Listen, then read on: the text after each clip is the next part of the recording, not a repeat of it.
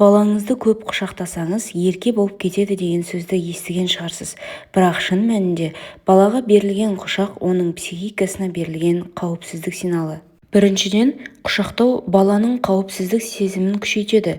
Бала ата-анасының жанасуы арқылы мен қауіпсіз жердемін деген сезімді бастан кешіреді.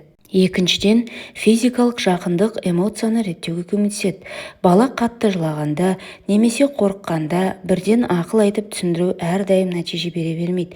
Кейде алдымен құшақтап, баланы тыныштандыру керек. Үшіншіден, құшақталған бала міндетті түрде ерке болып кетпейді.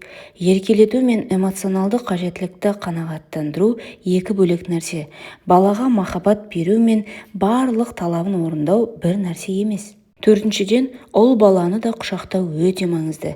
Ер бала жыламайды, ұлды көп еркелетуге болмайды деген қате түсініктер баланың эмоциясын басып үйренуіне әкелуі мүмкін.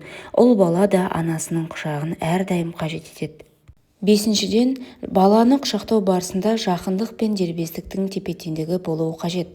Баланы құшақтау әлбетте жақсы, бірақ оның жасына қарай өздігінен ұйықтау, өз мәселесін шешу, анадан біртіндеп ажырау қабілетін де қалыптастыру керек.